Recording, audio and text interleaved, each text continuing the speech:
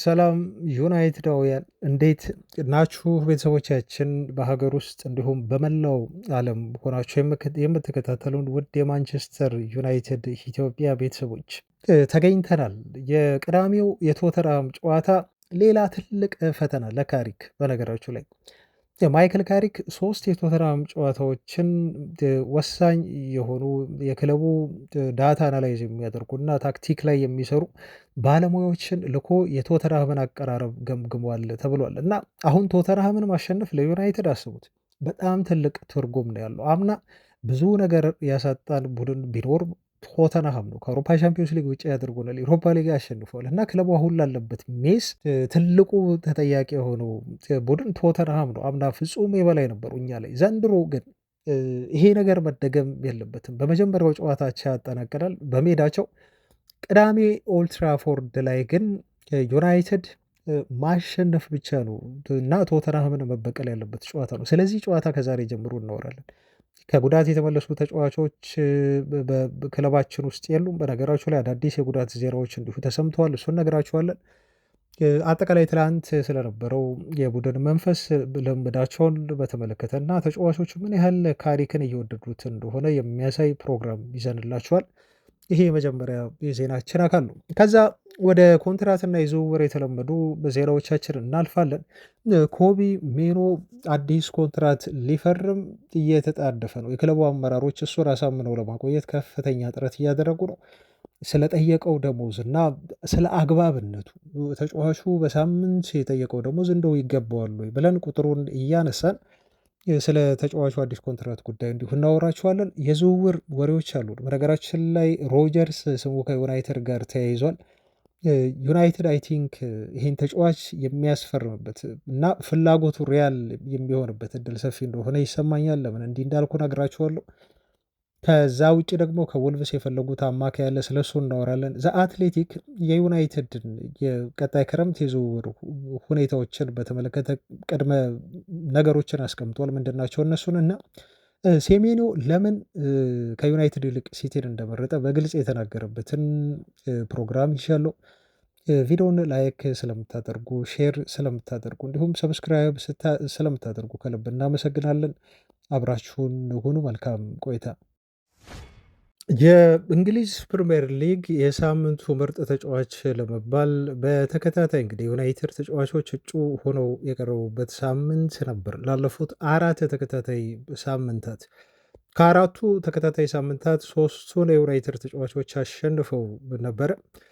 በ24ኛው ሳምንት ላይም ካሳሜሮ የማንቸስተር ዩናይትድ የጨዋታው በሁለቱ ኮከብ ብቻ ሳይሆን በፕሪሚየር ሊጉ እንዲሁ የ24ኛ ሳምንት ምርጡ ተጫዋች በሚል መመረጥ ችሏል ማለት ነው እና ይሄ የሚያስገርም ነው። ለ4 ተከታታይ ሳምንት የዩናይትድ ተጫዋቾች የፕሪሚየር ሊጉ የወሩ ምርጥ ተብለው ሲመረጡ የጌም ዊክ 23 ፓትሪክ ዶርጉ ተመርጧል። እንዲሁም የጌም ዊክ 22 ላይ ብሩኖ ፈርናንዴዝ፣ የ21ኛ ሳምንት ጨዋታዎች ላይ ደግሞ ቤንጃሚን ሼሽኮ መመረጡን እናስታውሳለን። በጣም የሚያስገርመው ይሄ ብቻ አይደለም ቤተሰቦች።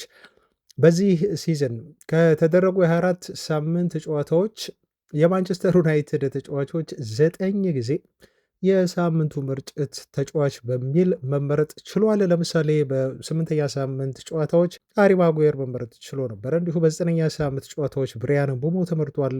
ብሩኖ ፈርናንዴዝ በ13ኛ ሳምንት ጨዋታዎች፣ በድጋሚ ብሩኖ በ15ኛ ሳምንት ጨዋታዎች፣ ከዛ ፓትሪክ ዶርጉ እንዲሁ በ18ኛ ሳምንት ጨዋታዎች መመረጥ ችለው ነበር የዩናይትድ ተጫዋቾች። ከዛ በኋላ ያሉትን ተከታታይ 4 ሳምንታት እንዲሁ የሳምንቱ ኮከብ ተጫዋች የተመረጠው ከማንቸስተር ዩናይትድ ተጫዋቾች ነው። በድምሩ ዩናይትድ 9 ሳምንታትን የቡድኑን ተጫዋቾች ሳምንቱ ኮከብ ብሎ ሲያስመርጥ ከፕሪሚየር ሊጉ አጠቃላይ ክለቦች 37.5 በመቶ ድርሻ ሲወስድ ቀሪዎቹ 62.5 በመቶ ይከፋፈላሉ ማለት ነው። ይህም በጣም የሚያስገርም ነው። 9 ተጫዋቾች ከማንቸስተር ዩናይትድ ብቻ የሳምንቱ ምርጥ ተጫዋች ተብለው መመረጣቸው ዝም ብሎ የተሰጠ ነገር አይደለም፣ በምክንያት ነው። ዩናይትድ እየተሻሻለ ስለመምጣቱ እና ዩናይትድ ወደ ምርጥ ብቃቱ ላይ ሲደርስ እንግዲህ ትኩረቶች በሙሉ በፕሪሚየር ሊጉ ወደ ማንቸስተር ዩናይትድ እንደሚያመሩ እና በትኩረት የሚስብ ቡድን መሆኑን የሚያመላክት ነው። በእርግጥ ቮት ነው የሚደረገው።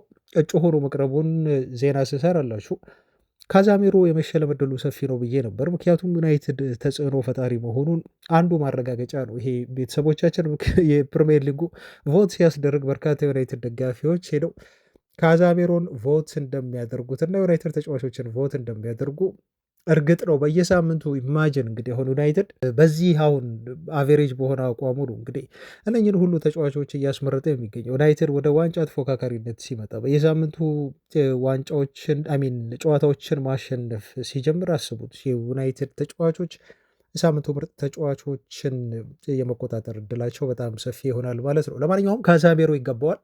የካዛሜሮ እዚህ ምርጥ ብቃት ላይ መገኘት የሰሞኑ መነጋገሪያ ብቻ አይደለም። በካርሎ አንቸሎቲም ከፍተኛ የሆነ እምነት የተጣለበት ተጫዋች ሆኗል።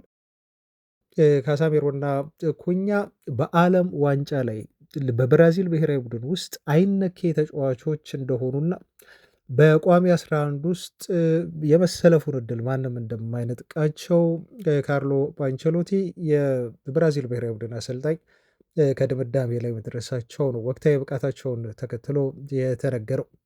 የማንቸስተር ዩናይትድ ተጫዋቾች የትላንት ልምምድ ሁኔታዎችን እንመልከት። ትላንትም በካሪንግተን ከቶተንሃሙ ጨዋታ በፊት ልምምዶች ሲከወኑ ተመልክቷል። ምስሎች ወጥተዋል፣ ቪዲዮዎችም ተለቀው ነበረ። ታዲያ የዩናይትድ ተጫዋቾች ጤንነትን በተመለከተ አንዳንድ ጉዳዮችን ልናወራ ወደድን። ከልምምድ ሴሽናቸው ይፋ ከሆኑ ፎቶዎችና ቪዲዮዎች አንጻር ማለት ነው። ትላንት ያልታየው ተጫዋች ሜሰን ማውንት ነው።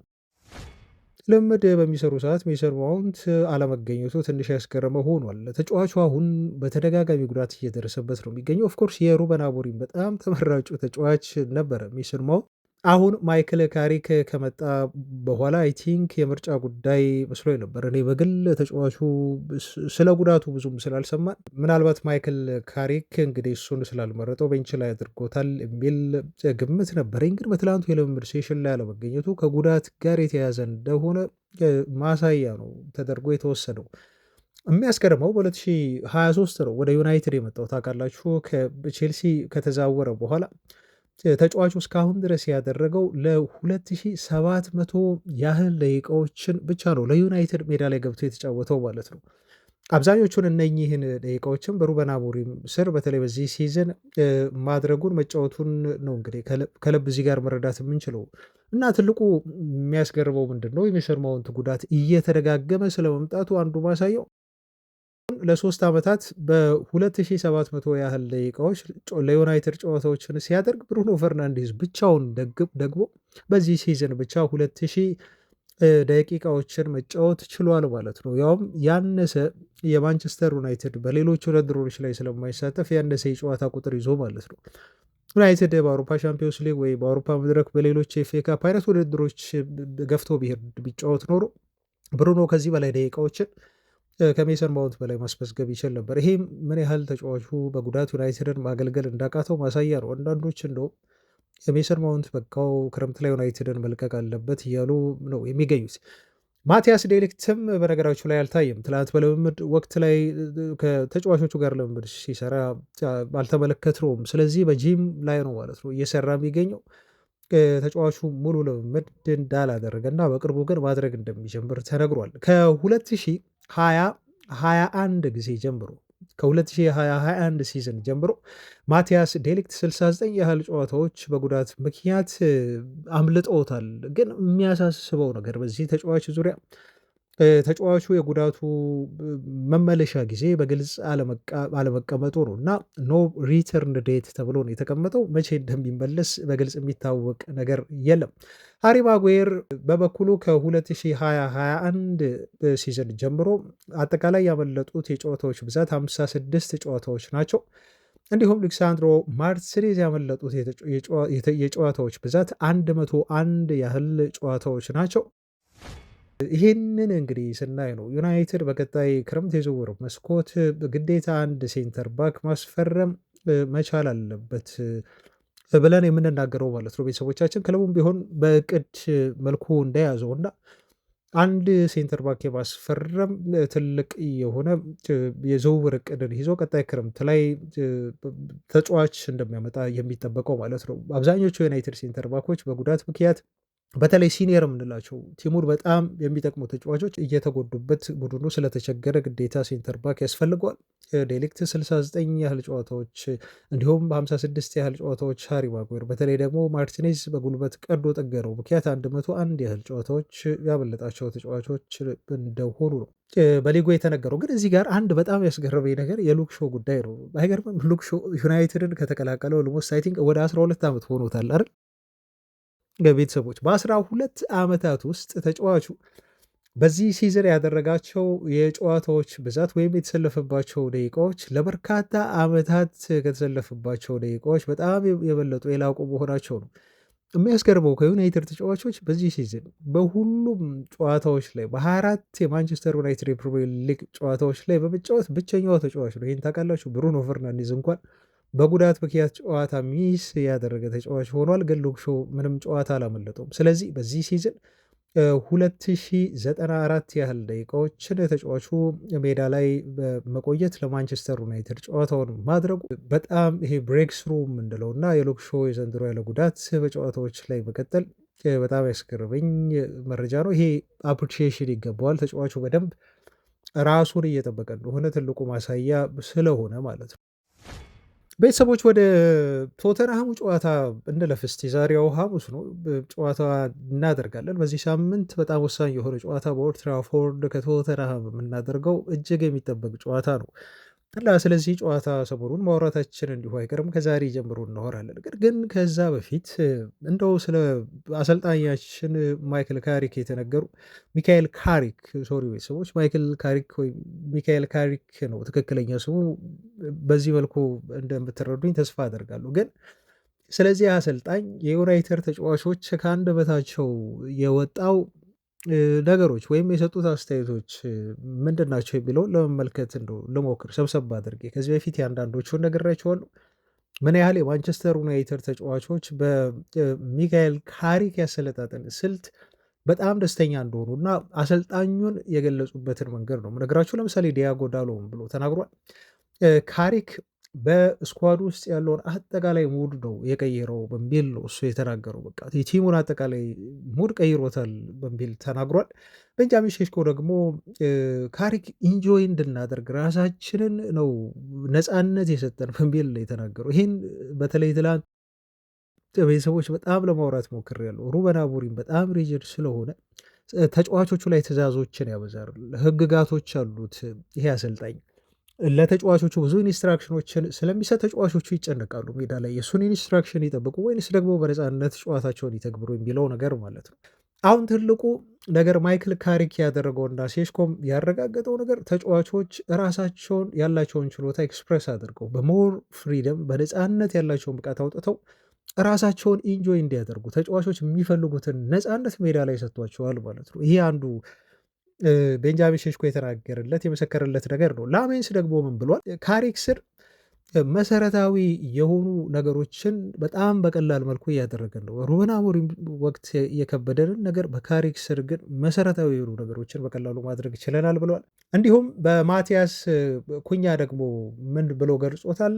በማይክል ካሪክ ስር ራሴን ኢንጆይ እያደረግኩ ነው በሚል ተናግሯል ማለት ነው። አያችሁ አሞሪም ብዙ ኢንስትራክሽኖችን ሲሰጠው እንደነበረ እና ነፃነት እየተሰማው እንዳልነበረ ማቲያስ ኩኛ የገለጸበት አነጋገር ነው እና ራሴን በካሪክ ስር ብዙ ኢንጆይ እያደረግኩ ነው በሚል ነው የተናገረው። ኮቢ ሜኖ ደግሞ በካሪክ ያሰለጣጠን ስር ይበልጥ በራስ መተማመኔ እየጨመረ ይሄዷል፣ የራስ መተማመኔን አዳብሬያለሁ በሚል ነው ማለት ነው እንግዲህ የተናገረው። እነኚህ ለሳምፕል የመረጥኳቸው ተጫዋቾቻችን ስለ ማይክል ካሪክ አሰለጣጠን ወይ አፕሮች አቀራረብ እነሱን ትሪት ባደረገበት መንገድ ምን ያህል ደስተኛ እንደሆኑና ይሄንንም ሜዳ ላይ ላሰልጣኙ እየከፈሉት እንደሆነ የሚያመላክት አስተያየቶቻቸውን ነው እንግዲህ ቀንጨብጨብ አድርጌ ያቀረብኩላቸው። አሁን ወደ ቶተንሃም ጨዋታ እንመለስ። ዩናይትድ 6 ነጥቦችን ከሲቲ ርቆ ተቀምጧል። ቶፕቱ በጣም ፖስብል ነው። አውሮፓ ሻምፒዮንስ ሊግ ያው ታውቃላችሁ በጣም ፖስብል ነው። እንደው በወረቀትም ላይ ስናይ እንደው ከባድ ቢመስልም ግን የሊጉን ዋንጫ ተፎካካሪ ለመሆን ማንቸስተር ዩናይትድ አሁንም ቢሆን እድል አለው። እስከመጨረሻው የተሟጠጠ አይደለም። ምንም እንኳን ከባድ ቢሆንም ቤተሰቦቻችን በተለይ በአርሰናል ላይ የሚወሰድ ቢሆንም አርሰናል ፍሎፕ የሚያደርግ ከሆነ ኦፍኮርስ እነኚህ ከኋላ ያሉ ቡድኖች እድሉ ይኖራቸዋል ማለት ነው። እንግዲህ እድሉን ለመጠቀም ጊዜም ሬዲ መሆን ነው የሚያስፈልገው። ከሁለተኛ ደረጃ ጀምሮ ግን አሁንም ቢሆን ዩናይትድ ሊያሳካው የሚችለው ትልቁ የሲዝኑ ስኬቱ ነው ማለት ነው። ሁለተኛ ሆኖ ማጠናቀቅ የሚችልበት እድል በጣም ሰፊ ነው። የስድስት ነጥብ ልዩነት ከሲቲ ጋር ብቻ ስላለው ማለት ነው። እንደዚሁም ከሊቨርፑል 2 ነጥቦችን በልጦ ነው አሁን የተቀመጠው ማለት ነው። ዩናይትድ አይ ቲንክ ከአስቶን ቪላ ጋር ያለው የነጥብ ልዩነት ወደ 4 መሰለኝ እና እነኚህ ጨዋታዎች በቀጣይ የምናደርጋቸው ጨዋታዎች በተለይ በጣም ወሳኝ ይሆናሉ። እነኚህን ልዩነቶቻችንን ለማጥበብ ማለት ነው። ለምንድነው ወሳኝ የሚሆኑት? ለምሳሌ ሲቲ እና ሊቨርፑል በቀጣይ የሚገናኙ 2 ቡድኖች ናቸው ማለት ነው። እርስ በርስ ይጫወታሉ። ስለዚህ አንዱ ቲም ነጥብ መጣሉ አይቀርም ወይም ደግሞ ሁለቱም ቲሞች አቻ በመውጣት ነጥብ ሊጥሉ ይችላሉ። ዞሮ ዞሮ የዚህ ጨዋታ ውጤት ዩናይትድን ተጠቃሚ ያደርገዋል። ማንም ቲም ቢያሸንፍ ዩናይትድ ተጠቃሚ ነው የሚሆነው፣ ተጎጂ አይሆንም። ይበልጥ ደግሞ ቡድኖቹ አቻ ቢወጡ ሁለቱም ቲሞች ነጥብ ስለሚጥሉ ለዩናይትድ ይበልጥ ይሄ ጨዋታ ወሳኝና አስፈላጊ ይሆናል ማለት ነው። ከዛ በፊት ግን ዩናይትድ እጁ ላይ ያለውን ጨዋታ ማሸነፉን ማረጋገጥ መቻል አለበት። የፉልሃሙ ጨዋታ ድል በጣም ምርጥ የሆነ የጨዋታ ድል ነው። በጣም ማራኪ ነው ለተመልካችም እንዲሁም እንደ ዩናይትድ ደጋፊ ጨዋታው ድራማ የበዛበትና መጨረሻው ፍጻሜው በተለይ በጣም ያማረ ነው። ለዩናይትዳውያን ታውቃላችሁ ቤተሰቦቻችን አሁን ይሄንን የፉልሃም ጨዋታ እንግዲህ በዚህ መልኩ ፈተናውን አልፏል። ካሪክ ግን ከፊቱ የሚጠብቀው ከባዱ ፈተና ቀድሞ ከተጫወተበት ክለብ ቶተንሃም ጋር የምናደርገው ኦልድ ትራፎርድ ጨዋታ ነው የሚሆነው። ምክንያቱም ከቶተንሃምን ያላስከፈልነው ብዙ ዕዳ ባለባቸው እነሱ ላይ አምና በተለይ ማንቸስተር ዩናይትድን በገጠሙበት በተለያዩ ጨዋታዎች ላይ የበላይነት ወስደዋል። ከምንም በላይ የሚቆጨኝ እና እኔ ብዙ ጊዜ የምናገረው የኤሮፓ ሊግ ፋይናል ላይ ዩናይትድ የማሸነፍ አቅም ነበረው ብዬ ነው እኔ በግሌ ሳስብ የነበረው። እንደሚያሸንፍ በጣም ጠብቀን ነበር። ግን በዚህ ዩሮፓ ሊግ ፋይናል ላይ ቶተንሃሞች ምንም ሳይጫወቱ ማለት ይቻላል ጨዋታውን በመከላከል እና ያገኙትን የጎል ማግባት እድል አንድ ተጠቅመው ዩናይትድን ካሸነፉ በኋላ ከ20 ዓመት በኋላ ነው ዋንጫ ያነሱት ቶተንሃሞች እኛ ላይ ማለት ነው። ያውም በመጥፎ ፐርፎርማንስ አሞሪም በሰራቸው አንዳንድ ስህተቶች እና ማንቸስተር ዩናይትድ የአውሮፓ ሻምፒዮንስ ሊግ እንዲያጣ ምክንያት የሆነው ቡድን አምና ቶተንሃም ነበር። ይሄ ብቻ አይደለም፣ በኦልድ ትራፎርድ መተው በጣም አሳፋሪ በሆነ ውጤት ነው ዩናይትድን ማሸነፍ የቻሉት። አይ ቲንክ 3-0 ነው መሰለኝ ያለቀው ኦልድ ትራፎርድ ላይ። ከሜዳቸውም ውጭ እንደዚሁ በእነሱ ሜዳ ማለት ነው ዩናይትድን ማሸነፍ ችለዋል። በተወዳደርንባቸው መድረኮች በሙሉ አምና ቶተንሃሞች ፍጹም የበላይ ነበሩ ማለት ነው እና አሁን ይሄንን ነገር በተለይ ሪቬንጅ ማድረግ የምንችልበት ትክክለኛ ወቅት ትክክለኛ ብቃት ላይ ነው አሁን የምንገኘው። ለዛ ነው የቀጣዩ ኦልድ ትራፎርድ ጨዋታ በተለይ ለማንቸስተር ዩናይትድ ትልቅ መልእክት የምናስተላልፍበት የቶተንሃምንም ያምና የዩሮፓ ሊጉን ሽንፈት እንዲሁ የምንበቀልበት ትልቅ ጨዋታ እንደሚሆን ሁላችንም የምንጠብቀው ማለት ነው። ግን ፈተናው ቀላል አይሆንም። ቶተንሃም ታውቃላችሁ በዚህ ሲዝን ጥሩ አይደለም። ነገር ግን ከትልልቅ ቡድኖች ጋር ሲጫወት ልክ እንደ ማንቸስተር ዩናይትድ ሁሉ ቶተንሃም በቀላሉ እጅ አይሰጥም። ባለፈው ሳምንት አስታውሳላችሁ ከሲቲ ጋር ተጫውተው ቡድኑ ሲመራ ቆይቶ 2-0 አቻ ወጥቶ ነው ያጠናቀቀው። ስለዚህ ሲቲ ነጥብ አስጥሏል። ለዩናይትድ በቀላሉ ይሸነፋል ማለት አይደለም። አይ ቲንክ ለዛ ይመስለኛል ያለፉትን 3 እና 4 ጨዋታዎች ተባለ በተለይ ያለፉትን የቶተንሃም ጨዋታዎች ማለት ነው ያለፉትን 3 ጨዋታዎች ማይክል ካሪክ ልዩ የሆነ የታክቲካል አናላይስቶችን በመቅጠር ማለት ነው ወደ ቶተንሃም ጨዋታዎች ልኳቸው በደንብ አድርገው የቶተንሃምን ከ3-4 የታክቲካዊ አቀራረብ ነገሮችን ሪፖርት ይዘው እንዲመጡ ጨዋታዎቻቸውን እንዲከታተሉ አድርጎ ሪፖርቱን ተቀብሏል ተብሏል። በየጨዋታዎቹ ላይ እንዲህ ነው እንግዲህ ዝግጅት የሚያደርገው የቶተንሃሞችን ያለፉትን 3 ጨዋታዎች አቀራረብ ታክቲካዊ አፕሮች በጣም በሰለጠኑ ሰዎች ሪፖርት እንዲደርሰው በማድረግ እንግዲህ ዩናይትድ እንዴት አድርጎ ይህን ጨዋታ ማሸነፍ እንደሚችል ቀመሩን ለመቀመር ተዘጋጅቷል ማለት ነው እና የምንጠብቀው ጨዋታ ነው። በቀል በቶተንሃም ላይ ያስፈልገናል። ይህንን ለማድረግ ደግሞ ከአሁኑ በላይ በተለይ ከዚህ ጊዜ በላይ በጣም ወሳኝና ትክክለኛው ወቅት ያለ አይመስለኝም። ቤተሰቦቻችን በተለይ የቶተንሃም ተጫዋቾች መጎዳታቸውን እንደዚሁ ስንሰማ በርካታ ተጫዋቾች ተጎድተዋል። ስለዚህ በቅዳሜው ጨዋታ ግዴታ ዩናይትድ የማሸነፍ የተሻለው እድል የሚያገኝ ቡድን መሆን አለበት፣ ማሸነፍም አለበት ማለት ነው። ለምሳሌ ማዲሰን፣ ኩሊሴቭስኪ እንደዚሁ ቤንታኩር ለጨዋታው አይደርሱም ነው የተባለው። ኩዱስ፣ ቤን ዳቪድስ፣ ዳንሶ እና እንዲሁ በርግቫልም እንደዚሁ በጨዋታው ላይ እንደማይኖሩ ነው በጉዳት ምክንያት የተገለጸው። ሪቻርልሰን እና ፔድሮ ፖሮም ለቅዳሜ አገግመው ወደ ሜዳ ይመለሳሉ ተብሎ አይጠበቅም ነው የተባለው። ስፔንስ እንዲሁም ሶላንኬና ቫንደቬንም የመድረሳቸው ነገር አጠራጣሪ ነው ተብሏል እና ኦልሞስት በቃ የቶተንሃም ተጫዋቾች በብዛት ጨዋታቸውን የማያደርጉበት ጨዋታ ነው ማለት ነው። በዩናይትድ በኩል ያው ዲያጎ ዳሎም እና ሜሰን ማውንትን ብቻ ነው ሚስ የምናደርገው። በጣም ወሳኝ ናቸው ከሚባሉ ከዩናይትድ ተጫዋቾች ጥቂቶቹ ነው ሜዳ ላይ የማይገኙት። በተለይ የዶርጉ አለመኖር ዩናይትድ ሊጎዳ የሚችለው። ቶተንሃም ግን በርካታ ተጫዋቾቹ ናቸው እዚህ ጨዋታ ላይ በጉዳት ምክንያት የማይሰለፉት። ይሄን አድቫንቴጅ ዩናይትድ በደንብ አድርጎ መጠቀምና የቶተንሃምን የአምና ሽንፈቶች በሙሉ መበቀል ያለበት ወሳኝ ጨዋታ ነው። ወደ ልዩ ልዩ ዜናዎቻችን ደግሞ አለፍን። ቤተሰቦችን ቪዲዮን ላይክ ማድረጋችሁን፣ ሼር ማድረጋችሁን እንዲሁም ሰብስክራይብ ማድረጋችሁን ለቻናላችን አዲስ ከሆናችሁ እንዳትረሱ በዚሁ እናስታውሳችሁና የኮቢ ሜኖን የኮንትራት ሁኔታ እንመልከት። ዩናይትዶች አሁን በጣም ተጣድፈዋል።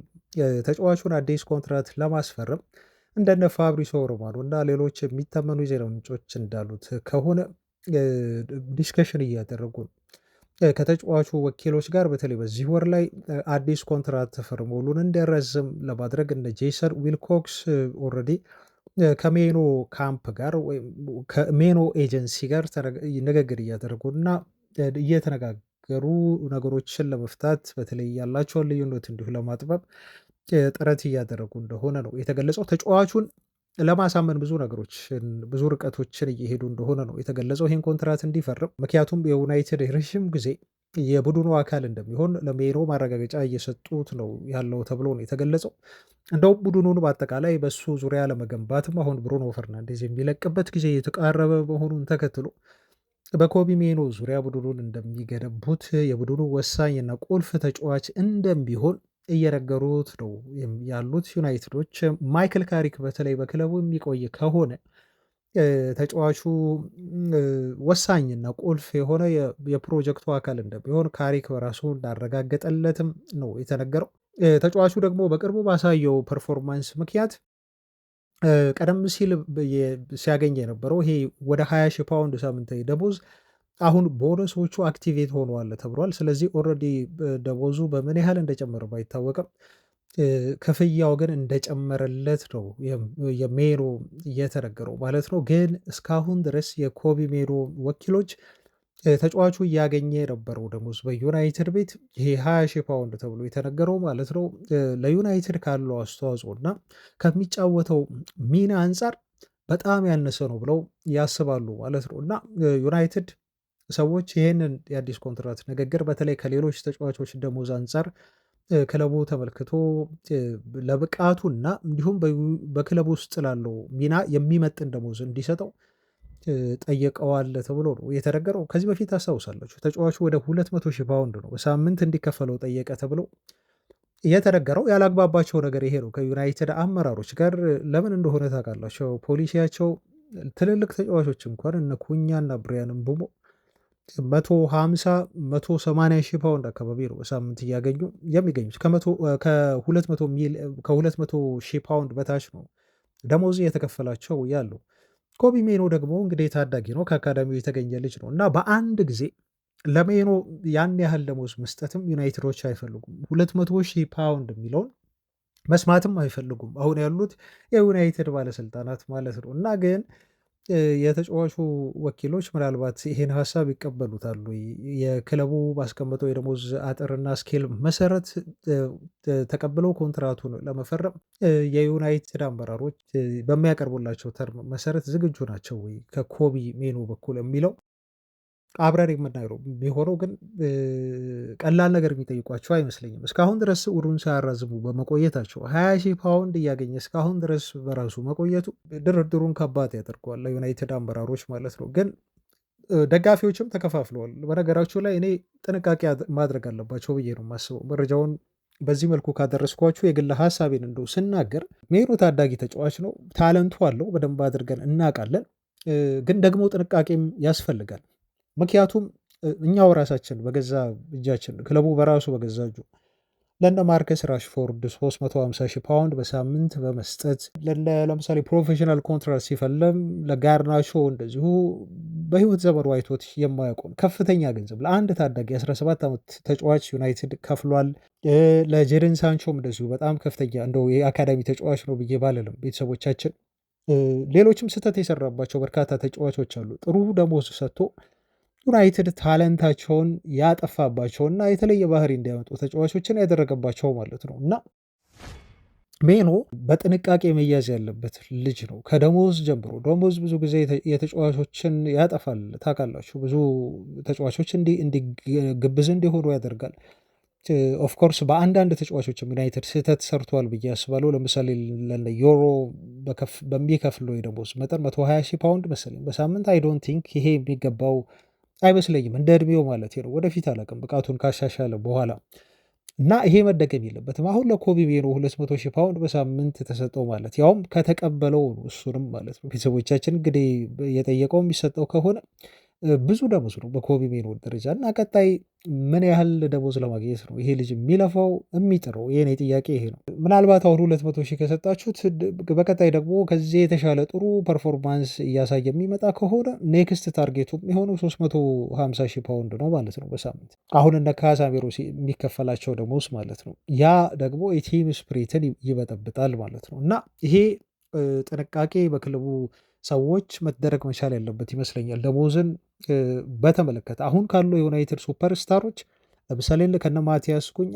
ከነ ብሪያን እምቡሞ በላይ ሊከፈለው አይገባም እውነት ለመናገር ምክንያቱም ታለንቱ እንዳለው ሆኖ ሜኑ ግን ደግሞ በዚህ ዕድሜው እና ከአካዳሚ እንደመገኘቱና ዩናይትድ እሱን ለማሳደግና እዚህ ለማብቃትም ከፍተኛ መስዋዕትነትን ቲሙ በራሱ መክፈሉን ከግንዛቤ ስናስገባና በቀጣይ የእግር ኳስ ሕይወቱ ላይ ገንዘብ መምጣቱ ችግር ሊፈጥርበት እንደሚችል ስናስብ ቀስ እያለ ስቴፕ ባይ ስቴፕ ልጁ በሚያሳየው እድገት እንዲሁም በሚያሳየው ብስለት በጣም ወሳኝ ነው። በሚያሳየው ብስለት እንደዚሁ ደሞዙን እያዩ ቢጨምሩለት ባይ ነኝ እኔ።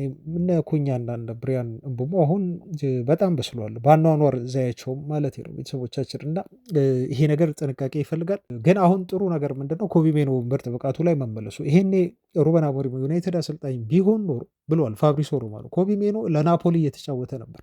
ብሩኖ ፈርናንዴዝም እንዲሁ ፕሪሚየር ሊጉ 8 አሲስት ላይ ነበር ይሄን ተቀምጦ የምናገኘው ማለት ነው። ምክንያቱም ኮቢ ሜኖ አሁን እየተጫወተበት ያለ ቦታ ላይ ነበር ብሩኖ ፈርናንዴዝ የሚጫወተው ማለት ነው። አሁን 12 አሲስት ላይ ነው ያለው። የቴሪ ዳንኤል ኮድሪኒ ፕሪሚየር ሊግ ብዙ አሲስት የማድረግ ሪከርድ ለመስበርም እድል ያለው ተጫዋች ሆኗል ማለት ነው። አሞሪም ቢኖሩ ግን ሜኖም አይሰለፍም፣ ብሩኖ ፈርናንዴዝም አሲስት ማድረጉን አይቀጥልም፣ ሜኖም ከዩናይትድ ይለቅ ነበር ማለት ነው እና ማንቸስተር ዩናይትድ እንዲሁ ሲቲና አርሰናልን ማሸነፉን እርግጠኛ አይደለንም። ይሄን አሞሪም ቢኖር ኖሮ በእርግጥ የእግር ኳስ ነገር አይታወቅም።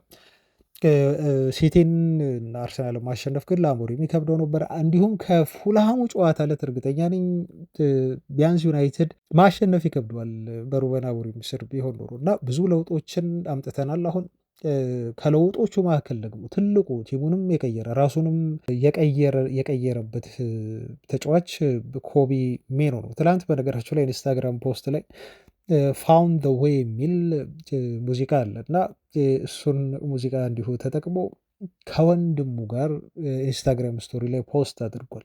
ምን ለማለት እንደፈለገ የሚገባችሁ ይመስለኛል ቤተሰቦች። ወደ ዝውውር መረጃዎች ደግሞ እንለፍ። ዩናይትዶች ትላንት አንድ ተጫዋች አስፈርመዋል። ይሄ ተጫዋች እንግዲህ የፈረመው ከብላክበርን ሮቨርስ ነው። ስሙ ሰለሞን ሆነር ተብሎ ነው የሚጠራው። እንደ ሪች ፌ ዘገባ ከሆነ ማንቸስተር ዩናይትዶች ይህንን ታዳጊ ተጫዋች ያስፈረሙት በግብ ጠባቂ ቦታ ላይ ነው እና ተጫዋቹ በዩናይትድ አካዳሚ እንግዲህ ቀጣዩ ቫንደርሳር ለመሆን በዩናይትድ ወይም ዴቪድ ደሂያ ለመሆን የዩናይትድን አካዳሚ እንደሚቀላቀል ነው የተነገረው ማለት ነው እና ይሄን ተጫዋች ማስፈረማቸው በስፋት ሲገለጽ ቆይቷል ማለት ነው። ከብላክበርን ታዳጊ ተጫዋቾችን የማስፈረም እቅድ እንግዲህ በኢኒዮሶች በደንብ አድርጎ እየቀጠለ ነው። ብዙ ተሰጥኦ ያላቸውን ተጫዋቾች ኢኒዮሶች ማስፈረማቸውን ቀጥሏል። ለዋናው ቡድን እንዲሁም ለዩናይትድ የአካዳሚ ቡድን ብዙ ብዙ አሁንም እየመለመሉ በስካውቶቻቸው አማካኝነት በተለያዩ ቦታዎች ላይ በተለይ እንዲሁ ሰርች እያደረጉ እንደሆነ ይታወቃል። ይህም ተጫዋች አሁን ማንቸስተር ዩናይትድ መዳረሻው እንደሆነ ተረጋግጧል ማለት ነው። ፕሪሚየር ሊግ እንደዚሁ የኢክረም ኩር ዜናዎችን ስናይ ከፕሪሚየር ሊግ ዩናይትድ ከሚፈልጉትና ቅድም እንዳልኳቸው አሁን ለአካዳሚ ሳይሆን ለዋናው ቡድን እንዲቀላቀል የፈለጉት ተጫዋች 18 ዓመቱ የአማካይ ስፍራ ተጫዋች ነው። ይህም ተጫዋች ለወልቭስ ነው እየተጫወተ የሚገኘው እና የዩናይትድ መልማዮችን ትኩረት ስቧል ተብሏል። እኔም አንዳንድ ጨዋታዎቹን የወልቭስን በተመለከትኩበት ጊዜ ኢቨን ዩናይትድ ከወልቭስ ጋር በሚጫወትበት ሰዓት የተጫዋቹን ተሰጥኦ መመልከት ችያለሁ። ቤተሰቦች ማቲያስ ማኔ ተብሎ ነው የሚጠራው ይሄ ልጅ እና በጣም ስትሮንግ ነው። ገና 18 ዓመት ሆኖ ስኪሉ እንዳለው እንዲሁ እግሩ ላይ ኳሷ ያስታውቃል እና ተጫዋቹ ያለው ፊዚካል እንዲሁም ወደፊት ከእድሜ አንጻር ወደፊት ደግሞ በ21 በ22 በ23 ዓመቱ ላይ ተጫዋቹ ብዙ ነገሮችን የሚማር ተጫዋች እንደሚሆን ስታስቡ ትልቅ ተስፋ እንዳለው ነው አይታችሁ የምትረዱትና ዩናይትዶች በተደጋጋሚ ነው መልማዮቻቸውን እየላኩ የዚህን ተጫዋች እንቅስቃሴ እየገመገሙ ያሉት። ወልቭሶች ደግሞ አውቀዋል ብዙ የፕሪሚየር ሊግ ክለቦች እንደሚፈልጉት እየተከታተሉት እንደሆነ ስላወቁ ምናልባት በ2026 ቀጣይ የዝውውር መስኮት ላይ ተጫዋቹን የሚፈልጉ ክለቦች ከመጡ ከፍተኛ የሆነ የዝውውር ገንዘብ ለመጠየቅ ተዘጋጅተዋል በሚል ኢክረም ኩር ገልጾታል። ዩናይትድ አማካይ ቦታ ላይ ከሚፈልጋቸው ተጫዋቾች መካከል አንዱ ማኔ እንደሆነ ነው ከወልቭስ የተነገረው። የትላንት ሌላው መረጃ እና ብዙ ሰዎች ዛሬም ጨምሮ ሼር እያደረጉት የሚገኘው የአስቶን ቪላው የሮጀርስ ጉዳይ ነው እና ይሄ ተጫዋች ከዩናይትድ ሰዎች ጋር እያወራ ይገኛል። በተለይ ባለፈው ሳምንት የተጫዋቹ ካምፕ ወይም ወኪሎች ከማንቸስተር ዩናይትድ አንዳንድ ኃላፊዎች ጋር የመጀመሪያ ደረጃ የተባለ ንግግር ማድረግ ጀምረዋል ተብሎም እንዲሁ ተገልጿል እና ዊልኮክስ በጣም ይወዱታል የተባሉ ሮጀርስን እኔም በግል በነገራችሁ ላይ ወደዋለሁ። ተጫዋቹ ትልቅ ዝውውር ይፈልጋል ቀጣይ ክረምት ላይ በሚልም ተነግሯል። እስካሁን ድረስ ዩናይትድ እንደው በጣም አድቫንስ የሆነ ንግግር እያደረገ ነው ከአስቶን ቪላ ጋር በተጫዋቹ ዝውውር ዙሪያ ተብሎ አልተገለጸም። ከባድ እንደሚሆን ይታወቃል። ይህን ዝውውር ዩናይትድ ለመፈጸም ብዙ መሰናክሎች አሉበት። አንዱ ትልቁ መሰናክል አስቶን ቪላን ማሳመን ነው። በዩናይትድ ራዳር ውስጥ የሚገባ ከሆነና ሌሎች በርካታ ክለቦች የሚፈልጉት ከሆነ እንግዲህ የተጫዋቹን የዝውውር ዋጋ ቪላዎች ከባድ የማይደረስበት ማድረጋቸው አይቀርም። በተለይ አዲስ ኮንትራት በቅርቡ ተጫዋቹ መፈረሙን ተከትሎ ማለት ነው። ግን ምንጊዜም ቢሆን ተጫዋቹ ፑሽ ካደረገ ቪላ ተጫዋቹን ሊሸጠው የሚገደትበት እድል በጣም ሰፊ ነው። በማንቸስተር ሲቲ አካዳሚ ያደገ ልጅ ነው ታውቃላችሁ። ልጁ ስለ ዩናይትድ የሰጠው የቅርብ አስተያየት ፍጹም የሚረሳ አይደለም። እንደ ማንቸስተር ዩናይትድ የሚያክል ትልቅ ክለብ የለም በሚል ነው። ተጫዋቹ በእንግሊዝ ብቻ አይደለም በመላው ዓለም ካሉ ክለቦች እነ ባርሴሎና፣ ሪያል ማድሪድ እና ሊቨርፑልን የመሳሰሉ ትልቅ ሙኒክን የመሳሰሉ ትልቅ ክለቦች ባሉበት ዓለም ውስጥ ዩናይትድን የሚያክል ትልቅ ቡድን የለም ሲል ሞርጋን ሮጀርስ ስለ ዩናይትድ የተናገረው ይሄም ልጁ እንደው ዩናይትድ የሚፈልገው ከሆነ እምቢ እንደማይል እና ይሄ ለዩናይትድ የሰጠው ሌላ ኦኬ ኢንዳይሬክትሊ የሰጠው ኦኬ እንደሚሆን ማረጋገጫ አድርጋችሁ ልትወስዱት ትችላላችሁ። በዛ ላይ ደግሞ በሲቲ አካዳሚ ሪጀክት የተደረገ ልጅ መሆኑንም አትርሱ ቤተሰቦቻችን። ስለዚህ በሌላኛው የማንቸስተር ከተማ በቀዩ ማሊያ ተጫውቶ ለሲቲዎች እንደሚችል ማሳየት ይፈልጋል ማለት ነው ልጁ። ከዩናይትድ ተጫዋቾችም ጋር በማህበራዊ ሚዲያ ላይ እንደዚሁ ኢንተራክት የሚያደርግ ልጅ ነው። አይ ቲንክ ሮጀርስ ለዩናይትድ የመጫወት ህልም ያለው ነው እኔ በግሌ የሚመስለኝ እና ይሄን ዝውውርም ፍጹም በደስታ የሚቀበለው ተጫዋች ነው የሚመስለው። በግሌ እወደዋለሁ፣ በጣም ነው የምወደው። በነገራችሁ ላይ ልጁ በተለይ ዩናይትድ የሚፈልገው ቦታ ላይ ነው ደግሞ አስቡት። በጣም ጥሩ የሆነ የግራ ክንፍ አጥቂ ተጫዋች ነው እና ከግራ ክንፍ የተነሳ በተለይ እየሰበረ የሚመታቸው የባናና ሹቶች ያስገርሙኛል። ዩናይትድ ላይ በዚህ መልኩ አስቆጥሯል፣ ተመልክታችኋል። ዩናይትድ ደግሞ አሁን በግራ መስመር ላይ ከፍተኛ የሆነ ክፍተት ያለበት ቦታ ነው እና ኢማጅን ይሄ ልጅ ሮጀርስ በዛ በኩል ለዩናይትድ ቢፈርም አይ ቲንክ አስቶን ቪላ የማይሸጥ ቲም አይደለም። ከዩናይትድ በጣም ብዙ ገንዘብ ሊጠይቁ ይችላሉ። አላቅም 70 ሚሊዮን ፓውንድ ወይ 80 ሚሊዮን ፓውንድ ሊጠይቁ ይችላሉ። ግን ይህን ያህል ገንዘብ አውጥታችሁ ብታስፈርሙትም ልጁ ካለው ብቃት አንጻር እንዲሁ የፕሪሚየር ሊግ ልምድ ያለው ነው። የዩናይትድ የዝውውር ፖሊሲዎች እና የዝውውር ምንድነው መስፈርቶችን በደንብ አድርጎ ቲክ የሚያደርግ የሚያሟላ አይ ቲንክ ለዩናይትድ ለመጫወትም ከፍተኛ ፍላጎት ያለው ፕላስ ዩናይትድ ደካማ ነው በምንልበት የግራ የማጥቃት መስመር ላይ ለዩናይትድ ለቀጣዮቹ ዓመታት በጣም ከቨር ማድረግ የሚችል እና በጣም ትልቅ ሰርቪስ መስጠት የሚችል ተጫዋች ይመስለኛል። ከዴሞንዴም በላይ የፕሪሚየር ሊጉ ልምድ ያለው ተጫዋች መሆኑና በደንብ ራሱን ፕሩቭ ያደረገ በተለይ በትልልቅ ጨዋታዎች ላይ ጎል ማስቆጠር የሚችል ተጫዋች መሆኑን በደንብ ያሳየ ነው እና ይሄ ዝውውር ቀጣይ ክረምት ላይ አይ ቲንክ እርግጠኛ ነኝ የዩናይትድ አመራሮች እንደሚገቡበትና ሙከራ በዚህ ተጫዋች ዝውውር ላይ እንደሚያደርጉ ዜናውም ይህንን ነው እያመላከተ ለዩናይትድ ጥሩ ዜና ይመስላል። የሴሜኖን መረጃ ደግሞ እንመልከት። ሴሜኖ ያው ዩናይትድ ፈልጎት የውል ማፍረሻውን ሊከፍል ፈቃደኛ ሆኖ ግን ተጫዋቹ ሲቲን በመምረጡ ምክንያት ዩናይትድ ያጣው ተጫዋች ነው እና አሞሪም ከክለቡ ከተሰናበተበት አንዱ ምክንያትም ምናልባት ሴሜሮን አለማምጣታቸው የክለቡ አመራሮች አማካዮችን አለማስፈረማቸው ነው ተብሎም ሲነገር ሰምተናል። ቤተሰቦች ለምንድን ነው ይሄ ተጫዋች ዩናይትድን ሳይሆን ሲቲን ለመቀላቀል የመረጠው ለሚለው ራሱ ተጠይቆ እንዲሁ ምላሽ ሰጥቷል እና ይህን አንድ ነገር ልናገር አለ እና ተጫዋቹ ብዙ ጸሎት እያደረግኩ ነበር አለ ጥሩ የሆነውን ትክክለኛ የሆነውን ውሳኔ ለመወሰን ከአምላኬ ጋር ተነጋግሬያለሁ ብሎ ነው እንግዲህ ሴሜዶ የተናገረው ማለት ነው እና ውስጤ ነገረኝ እና ያው እንግዲህ ከጸሎቴ በኋላ የተረዳሁት ነገር ወደ ሲቲ መዘዋወሬ ትክክለኛ ውሳኔ እንደሆነና ለሲቲ መጫወትን ነበር ውስጤ ሲነግረኝ የነበረው በሚል ነው ሴሜንዮ ለምን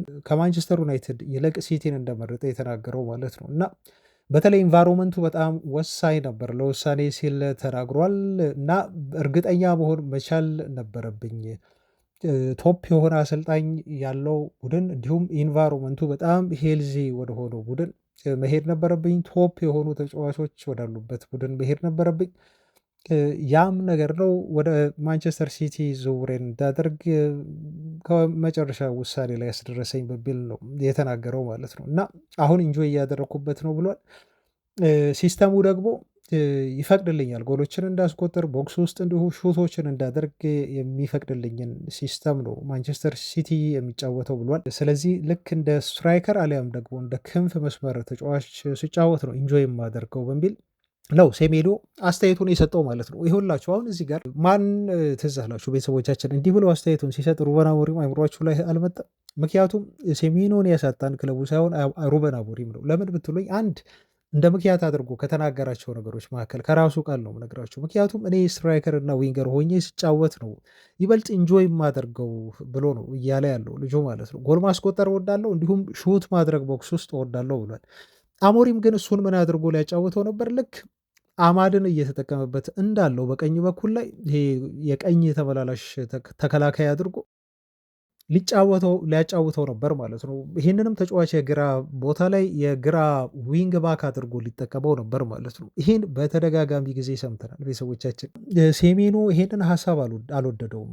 አንደኛ በምን አይነት ፖዚሽን ላይ ነው እኔን የምታጫውተኝ የምትሰጠኝ ሚና ምን አይነት ነው የሚል ጥያቄ ሲያነሳለት ለአሞሪም የሰጠው ምላሽ ይሄን ነው። ያው ለማሳመን ያህል በማጥቃቱ ረገድ እንድትጫወት አደርግሃለሁ ቢለውም ግን ዋነኛው ኃላፊነቱ የግራውን ኮሪደር ይዞ እንዲጫወት ነው፣ በመከላከልም በማጥቃትም ማለት ነው። ሴሜንዮን ደግሞ ይሄን አይፈልግም። አንድ በግልጽ ያስቀመጠው ነገር ይሄ ነው። ሁለተኛ ነገር ደግሞ ሄልዚ የሆነ ኢንቫይሮንመንት ብሏል። አያችሁ በዩናይትድ ቤት ውስጥ የነበረው የሩበን አሞሪም ቆይታ ለመረጋገጥ እና በቲሙ ስለ ቲሙ ሲነሱ የነበሩ በጣም ቶክሲክ የሆኑ ወሬዎች ለሴሜንዮ ውሳኔ ምክንያት እንደነበሩ ያስረዳችኋል ማለት ነው። አያችሁ ይበልጥ ወደ ተረጋጋው ወደ ቲም እና ይበልጥ በሚመቸኝ ቦታ ላይ በሚያጫውተኝ አሰልጣኝን ነው ምርጫ ወደ ሲቲ ሄድኩት በሚል ተናግሯል ማለት ነው። እና አያችሁ ሲቲ ብዙ ደሞዝ ሊያቀርብለት ይችላል፣ ግን ዩናይትድን ኮንሲደር ከማድረግ ልጁ ወደኋላ አላለም።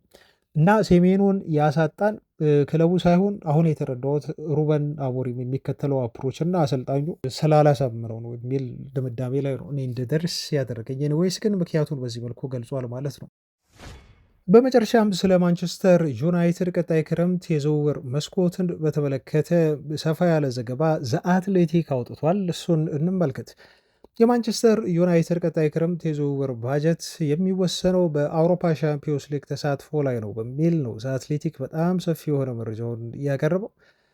ዘ አትሌቲክ ጽሁፉ ላይ እንዳተተው ከሆነ ዩናይትድ ወደ አውሮፓ ሻምፒዮንስ ሊግ ተሳትፎ ማድረጉን የሚያረጋግጥበት ሲዝን የሚሆን ከሆነ ክለቡ ብዙ የዝውውር ባጀት ይኖረዋል እና በርካታ ቦታዎችን የሚሸፍንበትን ተጫዋቾችን ያዛውራል ብሏል። ይሄን የማያደርጉ ከሆነ ግን ዩናይትድ በድጋሚ ለብድር ነው የሚዳረገው በሚል ነው የተናገረው ማለት ነው። አትሌቲክ ክሬዲት ባላቸው ያው ታውቃላችሁ ዩናይትድ በይፋ ባለፈው በተለይ ክረምት ላይ ተጫዋቾችን ያስፈረመበት ትልቁ ምክንያት ክሬዲት ፋሲሊቲ በሚባል መንገድ ነው እና ክለቡ ይሄን ብድር ተጠቅሞ ነው እንግዲህ ወደ 350 ሚሊዮን ፓውንድ ክለቡ መበደር ይችል ነበር።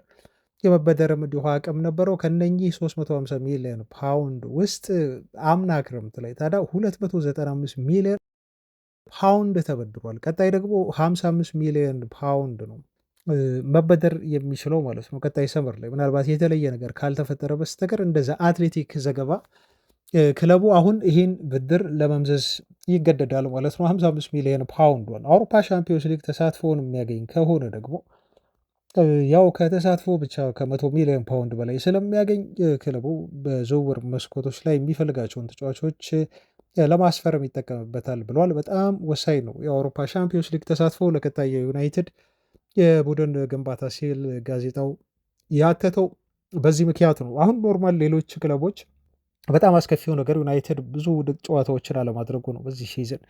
ሌሎች ክለቦች በርካታ ጨዋታዎችን አድርጓል። ለምሳሌ በሁሉም ውድድሮች የሚሳተፉ ክለቦች ሌታስ ለምሳሌ አርሰናል ሲዝኑን ሲያጠናቀቅ እስከ 60 ጨዋታ ሊያደርግ ይችላል።